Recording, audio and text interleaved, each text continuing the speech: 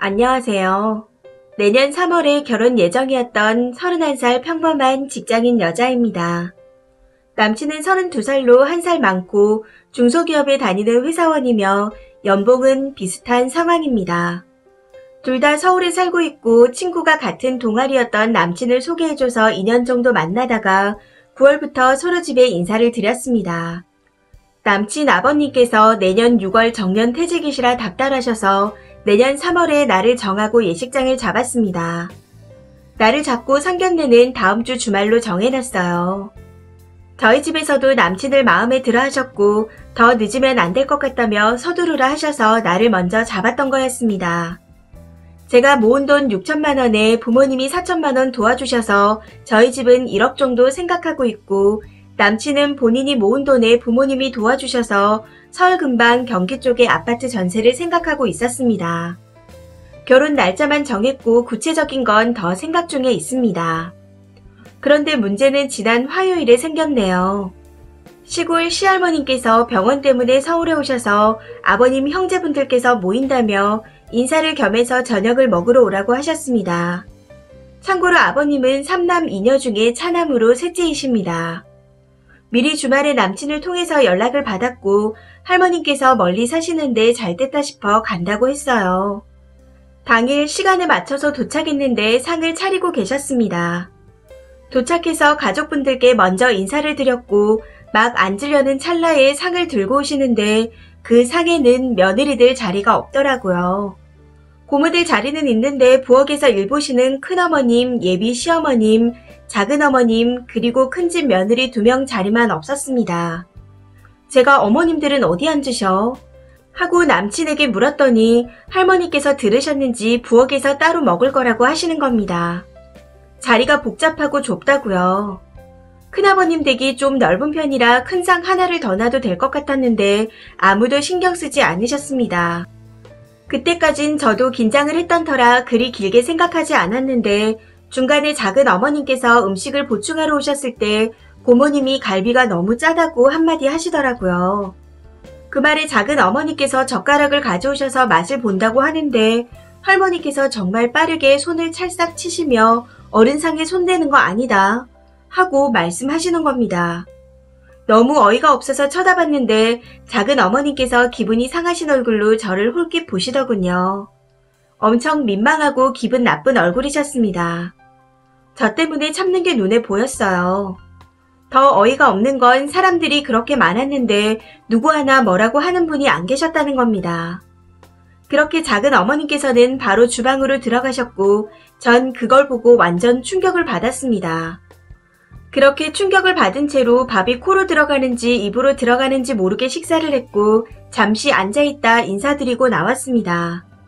그리고 집에 와서 곰곰이 생각을 해봤더니 어머니께서 항상 아버님과 같이 뵐 때마다 전전긍긍하고 눈치를 보셨다는 걸 그제서야 알겠더군요. 그리고 남친 여동생이 가족과 사이가 안 좋아서 자취를 한다는 것도 마음에 걸렸습니다. 그래서 어제 남친과 만나 그때의 일을 물어봤어요. 남친은 그걸 아무렇지 않게 여기고 있었고 그냥 여자들은 항상 나중에 먹는다는 반응이었습니다. 이때부터 뭔가 쎄한 게 느껴지더군요. 그래서 결혼하고 나서 나도 이러는데 우리 집안일은 어떻게 할 거야? 하고 물었더니 갑자기 말이 없어지는데 정말 어이가 없었습니다. 그전에는 항상 맞벌이는 집안일 같이 해야지 하고 말하던 사람이었는데 뭔가 뒤통수를 제대로 맞은 것 같은 느낌이 들어 집에 와서 남친 SNS를 통해 여동생을 찾아 메시지를 보냈습니다. 그날의 일을 다 설명하고 집안 분위기를 물었더니 집안이 엄청 가부장적이다.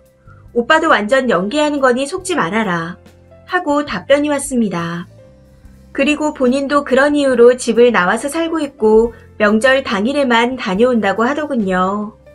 오늘 남친에게 연락 오는 거 하나도 안 받고 하루 종일 생각했는데 파혼하는 쪽으로 마음을 굳혔습니다. 혹시나 마음이 약해져서 돌아볼까 싶어 글을 남겨봐요. 직접 만나서 이야기를 할 예정인데 저 잘할 수 있겠죠? 후기입니다. 안녕하세요. 남친 집에 인사를 다녀온 후 고민이라고 글을 썼던 쓰니입니다. 당시 댓글 주신 거 하나하나 읽어보고 용기를 내어 남친을 만나고 왔습니다. 우선 남친을 만나기 전 부모님께 먼저 알려드리는 게 도리인 것 같아 글을 작성한 다음날 저녁 부모님께 말씀드렸습니다. 남친 집에서 있었던 일과 여동생과 연락했던 일 등 하나하나 설명드리고 이 결혼 못할 것 같다고 말씀드렸어요.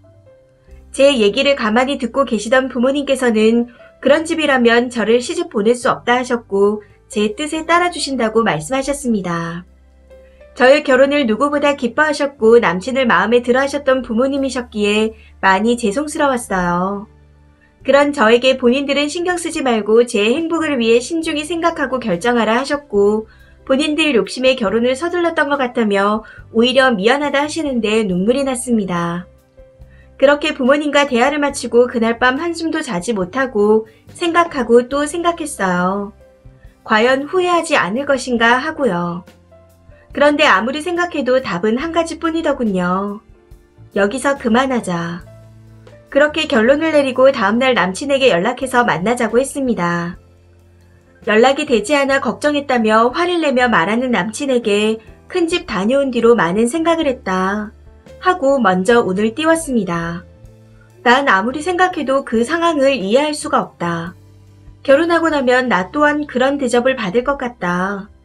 그리고 결혼 후 맞벌이는 집안일을 같이 하는 거라고 개념 있는 사람인 척 말하더니 그날 달라진 너의 태도에도 실망했다. 이대로 결혼하면 나도 평생 그런 대접받고 살 것 같다. 그러니 여기서 그만하자. 하고 말했습니다. 제 말을 들은 남친은 그건 집안의 분위기일 뿐이다. 할머니께서 계셔서 유독 더했던 거다. 평소에는 절대 그렇지 않다 하는데 말 같지도 않은 변명에 어이가 없더군요. 그게 어디 하루 이틀 있었던 일이었겠냐. 사람들이 그렇게 많은데도 누구 하나 며느리들에게 같이 먹자는 말 한마디 하는 사람이 없더라. 하고 따져 물었더니 절대 그런 대접 못 받게 하겠다. 하며 이런저런 말들을 쏟아내는데 너무 많아서 기억도 안 나네요.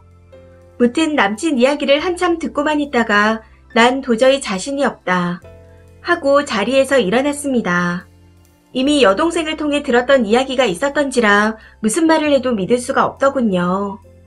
계속해서 막아서는 남친에게 동생과 얘기를 나눴다는 말은 할 수 없었기에 무조건 이 결혼은 아닌 것 같다는 말을 남기고 뿌리치고 집으로 왔습니다.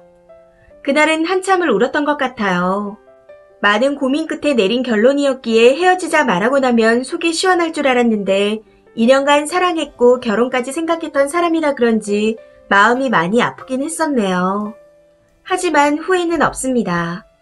그날 본 작은 어머니의 표정과 눈빛이 잊혀지지 않았거든요. 며칠이 지난 지금은 오히려 그날 인사하러 갔던 걸 천운이라고 생각하고 있습니다. 만약 가지 않았다면 남친 집안의 분위기는 물론이고 남친의 본 모습 또한 모르고 결혼했겠죠. 그리고 그 집안의 며느리들과 같은 삶을 살아야 했을 겁니다. 남친에게서는 지금도 연락이 오고 있어요. 남친 번호는 이미 차단해버렸지만 누군지 모를 번호로 연락을 해오고 있습니다. 매일 오던 연락이 조금씩 뜸해지는 걸 보면 얼마 지나지 않아 이 또한 지나갈 것 같습니다. 조금의 망설임이 있었던 저에게 많은 분들이 주신 댓글들이 정말 도움이 되었습니다. 긴 글 읽어주시고 조언 주신 모든 분들 감사합니다. 댓글입니다. 첫 번째 댓글. 정말 뚝소리 나는 아가씨네요. 본인 팔자 본인이 펴고 살겠어요. 저런 집이 아직도 존재하다니 놀랍습니다. 결혼 전에 진 풍경을 보게 된 게 정말 다행이네요. 두 번째 댓글. 생각해보면 이런 글에 여동생이나 누나가 집이랑 사이가 별로여서 나가 산다는 집들 결국 다 이런 집이었던 것 같아요. 저도 그러고 보니 그래서 집을 떠난 거였는데 지금 깨달았네요. 세 번째 댓글. 파혼 잘하셨어요. 결혼하는 순간 그 집 몸종 그 이상 그 이하도 아닙니다. 남친 태도 돌변하는 것만 봐도 알겠어요. 지금이야 결혼해야 하니 싹싹 빌고 다 하겠다고 하지만 결혼하면 또 돌변하겠죠. 아직 연락 온다고 하니 안전하게 잘 끝났으면 좋겠습니다. 네 번째 댓글. 이상한 집구석이네요. 여성을 구분하려거든 고모 포함 일갈되게 대우해야죠. 고모는 출가 외인인데 왜 왔냐고 한다면 전통적인 가부장제 인정하지만 며느리만 저리한다는 것은 듣보잡 족보입니다. 5번째 댓글. 남자나 여자나 결혼하기 전에 상대 집안을 봐야 합니다. 저 정도 가부장적인 집안이면 남자는 손 하나 까딱 안 해요.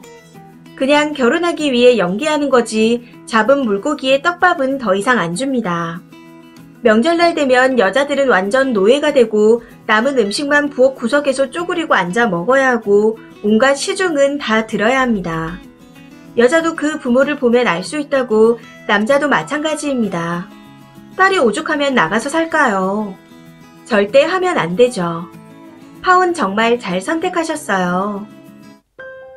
이 사연은 여기까지입니다. 시청해주셔서 감사합니다.